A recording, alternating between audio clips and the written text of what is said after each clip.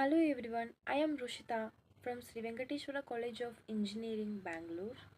I am studying in second year of EC department. Today let's learn about FDM, that's frequency division multiplexing.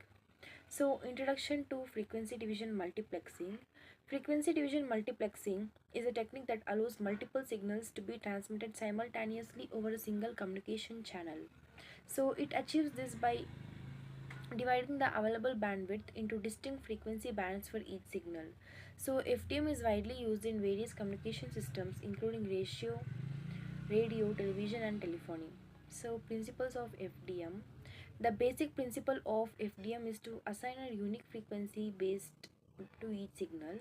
So, each signal occupies its own frequency channel, preventing interference with others. This allows multiple signals to coexist in the same transmission medium without a crosstalk. Bandwidth allocation. So, FDM requires careful planning of bandwidth allocation to avoid overlap between channels. The total bandwidth available is divided into smaller non overlapping frequency bands. So, guard bands may be added between channels to further reduce the risk of interference. Let's see the applications of FDM.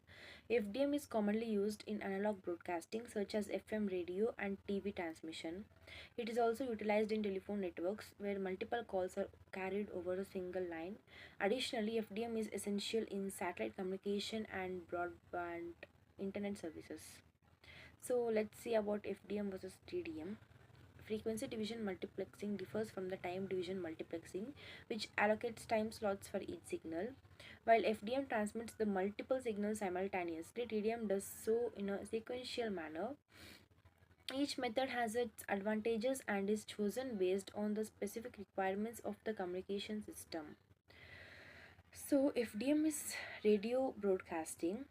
In radio broadcasting, various stations operate on different frequency bands using FDM. This allows listeners to tune into their preferred station without interference from others. The Federal Communications Commission regulates frequency assignments to ensure orderly broadcasting. So, FDM in television broadcasting. FDM is used in analog television broadcasting to transmit multiple channels over the same frequency. Each channel is assigned a specific frequency band, allowing simultaneously reception of various programming. So, digital television has adopted similar principles, utilizing FDM to transmit multiple digital channels. FDM in telephony. So, in traditional telephone systems, FDM enables multiple calls to share the same communication lines. Each cell is assigned a different frequency band, allowing simultaneous conversations. This technology has been critical in expanding telecommunication networks. So, FDM in satellite communication. FDM is essential in satellite communication where multiple signals are transmitted between ground stations and satellites. Each signal uses a different frequency band to optimize the available bandwidth.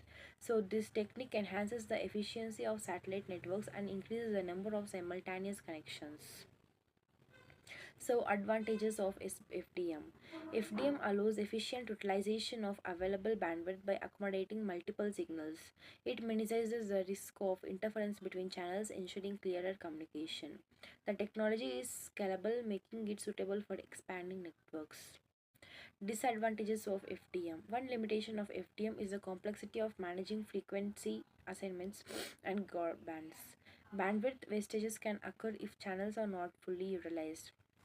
FDM systems may require sophisticated filtering techniques to mitigate interference. FDM modulation techniques. So, various modulation techniques can be used in FDM, including amplitude modulation and frequency modulation. Each technique has its own advantages and is chosen based on the application's requirements.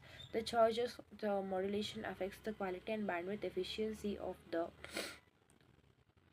transmitted signals. So, futures of FDM. As technology advances, FDM continues to evolve, adapting to new technology standards. So, the rise of digital communication and the Internet of Things presents new challenges for FDM systems.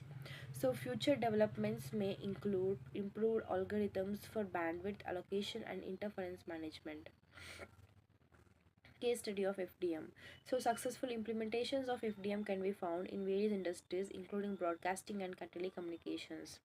So, case study shows how FDM has enhanced service delivery and customer satisfaction.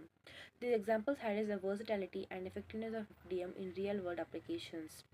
So, finally, the conclusion: frequency division multiplexing remains a fundamental technology in modern communication systems. So, its ability to efficient manage bandwidth and reduce interference makes it invaluable. So, understanding FDM is essential for professional in telecommunications and broadcasting sectors. So, these are some references for the FDM which you may have go through it. So, thank you.